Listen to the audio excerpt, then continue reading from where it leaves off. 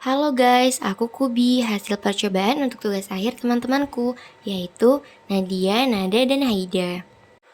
Oh iya, Kubi mau tanya sama teman-teman, kira-kira teman-teman tahu nggak sih dari mana asalnya hujan? Sini-sini, Kubi kasih tahu. Kira-kira hujan berasal dari mana ya? Jadi, di bumi tercinta nan indah kita ini terdapat perputaran air yang menyebabkan turunnya hujan ke bumi. Disebut siklus air atau siklus hidrologi.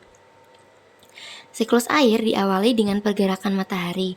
Sinar matahari menghangatkan permukaan air laut ataupun permukaan air lainnya, menyebabkan air menguap dan es menyublim, berubah menjadi gas.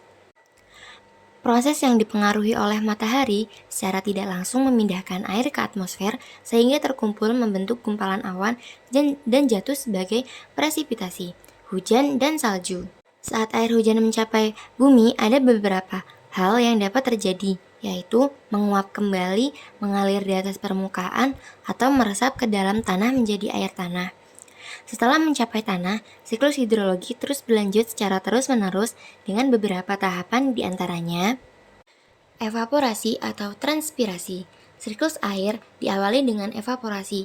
Air yang ada di laut, daratan, sungai, tanaman, dan sebagainya menguap ke atmosfer dan menjadi awan karena menerima energi panas dari matahari. Air berpindah dari hidrosfer ke atmosfer. Kondensasi, proses di mana uap air di atmosfer berubah bentuk dari cair. Kondensasi di awan dapat muncul sebagai awan atau embun. Kondensasi merupakan kebalikan dari penguapan karena uap air memiliki tingkat energi yang tinggi daripada air ketika kondensasi terjadi.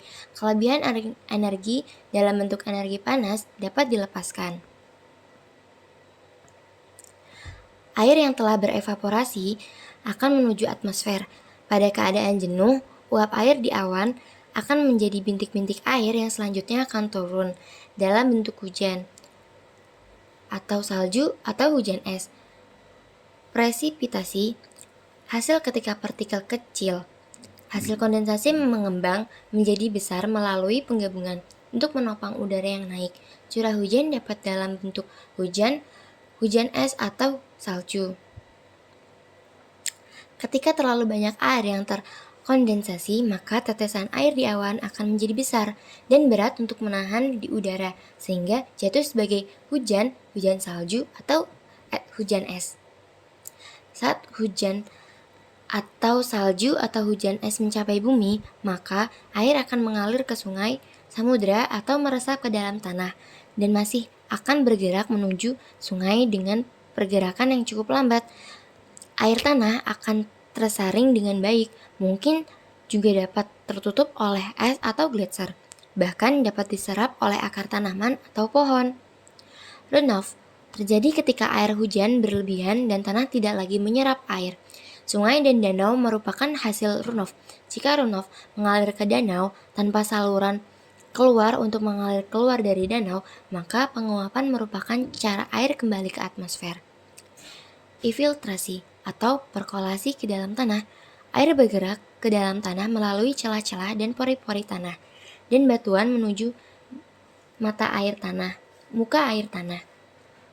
Air dapat bergerak akibat aksi kapiler atau air dapat bergerak secara vertikal atau horizontal di bawah permukaan tanah hingga air tersebut memasuki kembali sistem air permukaan. Air permukaan. Air bergerak di atas permukaan tanah dekat dengan aliran utama dan danau. Makin landai lahan dan makin sedikit pori-pori tanah, maka aliran permukaan semakin besar. Aliran permukaan tanah dapat dilihat biasanya pada daerah urban. Sungai-sungai bergabung satu sama lain dan membentuk sungai utama yang membawa seluruh permukaan di sekitar daerah aliran sungai menuju laut. Air permukaan, baik yang mengalir maupun yang tergenang, danau, waduk, atau rawa, dan sebagian air bawah permukaan akan terkumpul dan mengalir membentuk sungai dan berakhir ke laut. Proses perjalanan air di daratan itu terjadi dalam komponen-komponen siklus hidrologi yang membentuk sistem daerah aliran sungai atau das. Jumlah air di bumi secara keseluruhan relatif tetap. Yang berubah adalah wujud dan tempatnya. Tempat terjadinya evaporasi terbesar adalah di permukaan laut, karena proses ini terjadi secara terus-menerus dan bersifat siklik. Maka proses ini dikenal sebagai siklus air atau daur air. Nah, bagaimana teman-teman? Sekarang sudah lebih paham bukan? Kayaknya segini dulu aja deh dari Kubi.